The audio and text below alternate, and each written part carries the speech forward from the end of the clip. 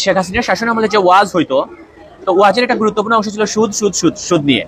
হ্যাঁ, মানে প্রত্যেকটা ওয়াজে সুদ নিয়ে কথাবার্তা বলতো, সুদ হারাম সুদ হারাম সুদ হারাম কথা বলতো। গত 7 মাস ধরে সুদ নিয়ে কোনো ওয়াজ শুনছেন? ওয়াজ শুনেন নাই, কারণ তাদের সুদ বাবা ক্ষমতায় এখন বসে আছে, এখন সুদ নিয়ে কথা বললে খবর আছে। ঠিক আছে, এই হচ্ছে বাংলাদেশের ওয়াজিদের। আমার ব্যক্তিগতভাবে আমার সুদ নিয়ে কোনো সমস্যা নেই, কারণ আমি জানি পৃথিবীতে সুদ ছাড়া কোনো ব্যাংক ব্যবস্থা, আর্থিক ব্যবস্থা চলতে পারে না। আমার কোনো সমস্যা নাই। কিন্তু যাদের সুদ নিয়ে সবচেয়ে বেশি সমস্যা, সুদ নিয়ে সবচেয়ে বেশি আপত্তি ছিল, তারা কিন্তু শেখ হাসিনার শাসন আমলে কিন্তু 15 বছরই কিন্তু ওয়াজকে গুরুত্বপূর্ণ মাঠই ছিল, একটা টপিকই ছিল, ইস্যুই ছিল যে সুদ সুদ সুদ। গত 7 মাস ধরে কিন্তু সুদ টপিক কিন্তু উদাও হয়ে গেছে। বই ছাড়া মাথাবের কথা আপনাদের মনে আছে?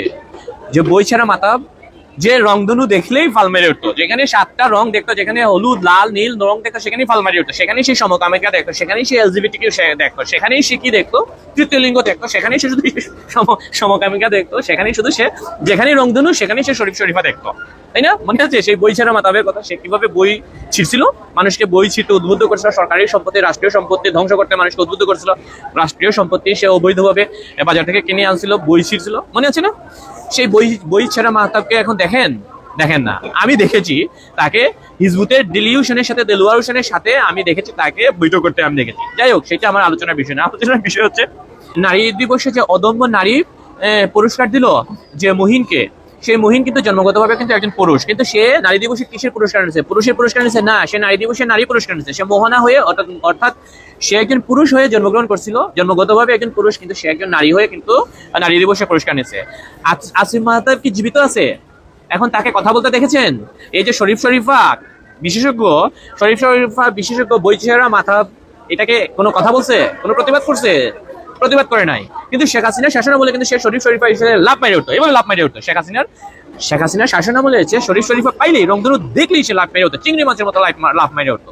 কালকে এই যে ইউনুস, যে দখলদার ইউনুস, যে মহিনকে বা মোহনাকে, যে জন্মগতভাবে পুরুষ, তাকে যে নারী উদ্যোক্তা পদক তুলে দিল, কোনো প্রতিবাদ পাইছেন?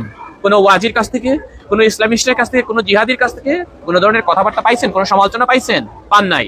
যেভাবে সুদের ওয়াজ, সুদ নিয়ে কথাবার্তা গত 7 মাস ধরে গায়েব হয়ে গেছে, উধাও হয়ে গেছে, ঠিক একইভাবে এখন শরীফ শরীফা ইস্যু কিন্তু গায়েব হয়ে গেছে।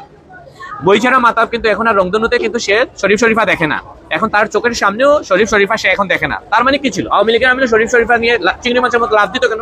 7 রং দেখলেই, 3 রং দেখলেই, রংধনু দেখলেই লাভ দিয়ে উঠতো কেন?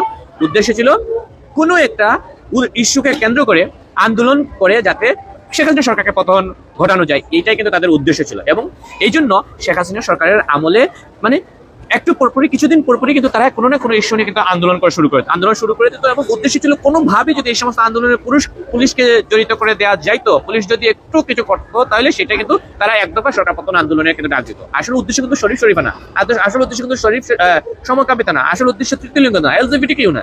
আসল উদ্দেশ্য ছিল সরকার পতন করা, শেখ হাসিনা সরকারকে নামাইতে হবে। আসল উদ্দেশ্য কিন্তু কোটা আন্দোলন ছিল না, আসল উদ্দেশ্য ছিল ওই শেখ হাসিনা সরকারকে পতন ঘটাইতে হবে। আসল উদ্দেশ্য কিন্তু সুদ নিয়ে ছিল না, আসল উদ্দেশ্য ছিল কিন্তু আওয়ামী লীগ সরকারকে, শেখ হাসিনা সরকারকে পতন ঘটাইতে হবে। এখন বই ছাড়া মাতাবকে দেখা যায় না কেন? বই ছাড়া মাতাবকে এখন মইরা গেছে, তার চোখের সামনে এখন মুহিন থেকে মোহানা হয়ে নারী উদ্যোক্তা পদক নিচ্ছে নারী দিবসে। এখন কোনো আব্বাসী মাস্তানকে দেখা যায় না, এখন মিজানুর রহমান রাজাকারীকে দেখা যায় না, এখন কোনো ওয়াজিকে দেখা যায় না, এখন কোনো কৌমি মাদ্রাসার জঙ্গিকে এখন দেখা যায় না, এখন কোনো হেফাজতের জঙ্গিকে দেখা যায় না। এখন সবাই কিন্তু মানুষ হয়ে গেছে, কারণ তাদের বাবা এখন ক্ষমতায় বসে আছে। কে মুহিন, কে মোহনা, কে শরীফ, কে শরীফা, এটা নিয়ে কিন্তু আমার কোনো সমস্যা নাই, আমার কিন্তু এটা নিয়ে কোনো আপত্তি নাই। কেন আপত্তি নাই? কারণ আমি একজন মানুষ, আর মানুষ মাত্রই অন্যের অধিকার হস্তক্ষেপ করে না। কে কার লিঙ্গ কি, কে কোন ধর্ম পালন করে, কে কোন ধর্ম পালন করে না, কার লিঙ্গ কি, কে নারী, কে পুরুষ, কে বৈচিত্র্যময় লিঙ্গের অধিকারী, এগুলো কোনো মানুষের দেখার বিষয় না। আমার এগুলোতে কোনো আপত্তি নেই। আমি প্রতিটা মানুষের অধিকারে বিশ্বাস করি। কে আস্তিক, কে নাস্তিক, কে তৃতীয় লিঙ্গ, কে গে, কে সমকামী, এগুলো নিয়ে আমার কোনো মাথা ব্যথা নেই। কিন্তু যাদের মাথা ব্যথা, তাদের তো মাথা ব্যথা আওয়ামী লীগ সরকারের আমলেও থাকার কথা, খালেদা জিয়া সরকারের আমলেও থাকার কথা, ইউনুস সরকারের আমলেও থাকার কথা। যার সুদ নিয়ে সমস্যা, তা তো সকল সরকারের আমলেও সুদ নিয়ে সমস্যা থাকার কথা। কিন্তু দেখা যাচ্ছে আওয়ামী লীগ সরকারের আমলে তাদের সুদ নিয়ে সমস্যা, আওয়ামী লীগ সরকারের আমলে তাদের শরীফ শরীফা নিয়ে সমস্যা হয়। কিন্তু দখলদার ইউনুসের আমলে শরীফ শরীফা নিয়ে সমস্যা হয় না, খালেদা জিয়া সরকারের আমলে শরীফ শরীফা নিয়ে সমস্যা না, শুধুমাত্র শেখ হাসিনা সরকারের আমলে শরীফ শরীফা নিয়ে সমস্যা হয়। শেখ হাসিনা সরকারের আমলে মুহিন থেকে মোহনা নিয়ে সমস্যা হয়। ইউনুস সরকারের আমলে নারী দিবসে জন্মগত একজন পুরুষ, সে নারী হয়ে অদম্য নারী উদ্যোক্তা পুরস্কার নেয়, সেখানে সমস্যা হয় না। তার মানে কি দাঁড়ায়? তার মানে দাঁড়ায় হচ্ছে তাদের সমস্যা কিন্তু লিঙ্গেতে না, তার সমস্যা হচ্ছে শেখ হাসিনা সরকারকে কোনো না কোনো ভাবে যদি তারা পতন ঘটাতে পারে, সেটাই ছিল তাদের উদ্দেশ্য। সেটা কিন্তু এখন প্রমাণিত হইতেছে। ধন্যবাদ।